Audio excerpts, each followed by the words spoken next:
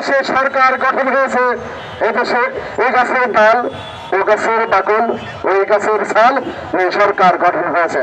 আজকে এই সরকারে যদি জুলাই বিপ্লবীরা 40 জন থাকতো, আবার 5 জন থাকতো, তাহলে সেটা হয়তো বিপ্লবী সরকার। আর কারো কাছে জুলাই সনদ চাওয়ার অপেক্ষা রাখতো না। এতদিন জুলাই সনদ জুলাই বাস্তবায়ন হয়েছে। তো তাই আমি যেটা বলতে চাই, আমরা কার কাছে অনুমোদন করছি, কার কাছে আমরা জুলাই সনদ চাচ্ছি, সেটা আমাদের আগে জানতে হবে।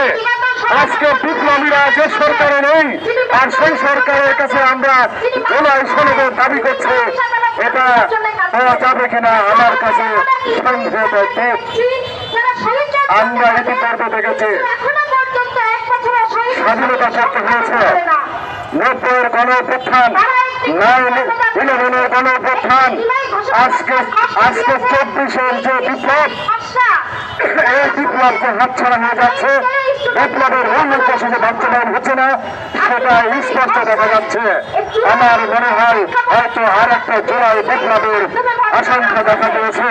আমি এই সরকারকে বলতে চাই, প্রায় 2,000 বিপ্লবী শহীদ হয়েছে, 30,000 প্লাস আহত হয়েছে। তাদের স্বীকৃতি এবং জলাশয়ের সবাই তাদের আত্মার উপরে আপনারাই রেখে জুলাই ঘোষণাপত্র অবশ্যই বাস্তবায়ন করবেন। না হলে এই ছাত্র জনতা যদি আবারও বসে ওঠে, তাহলে আপনাদের পরিণতি কি হবে আপনারা সেটা বুঝতে পারবেন। আমরা একটা জিনিস উপলব্ধি করছি, 53 বছর দেশ স্বাধীন হয়েছে। আমরা কি দেখেছি, বিদেশি দুনিয়াদের সেল এজেন্ট দ্বারা এই দেশ স্বাধীন হয়, আর এই সেল এজেন্টের মাধ্যমে এদেশের সমস্ত সম্পদ লুণ্ঠন করে বিদেশে নিয়ে যাওয়া হয়। বর্তমানে আমরা আরেকটা জিনিস দেখেছি, বিগত বছরের যে পরিমাণ সম্পদ লুট হয়েছে, বিদেশে পাচার হয়েছে, এদেশে এবার সেই বিদেশে পাচারের পরিমাণ 33% বেশি। এই সরকার আজকের যে মধ্যবর্তী সরকার যারা অগ্রসর হচ্ছে, তারও তাদের একটা অংশীদারিত্ব। তাই মধ্যবর্তী সরকারের উপর আমরা দাবি জানাচ্ছি যে ভিন্ন ভিন্ন সংগঠনগুলো যারা যাদের দাবি প্রকাশ করছে, সেই সংগঠনগুলোর সাথে আমাদেরও একই দাবি।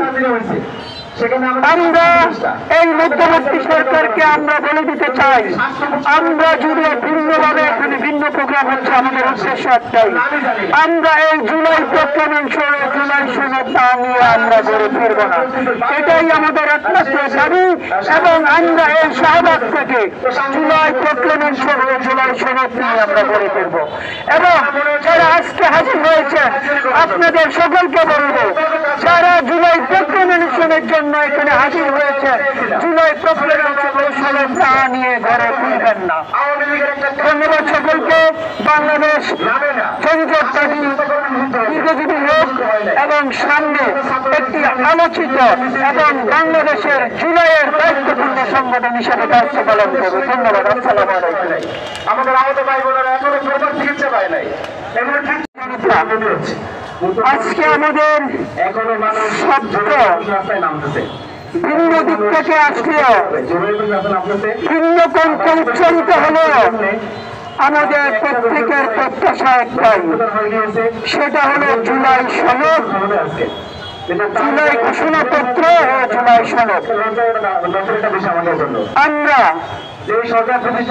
এই জুলাই সনদ এবং প্রক্লেমেশনের জন্য আজকে আমরা এখানে কেন হাজির হতে হয়েছে, আমরা যে উদ্দেশ্যে 24শে জুলাই আগস্ট সংগঠিত হয়েছিল, আমরা তার কোন ছিটে পড়ার কোন বই প্রকাশ পাই নাই।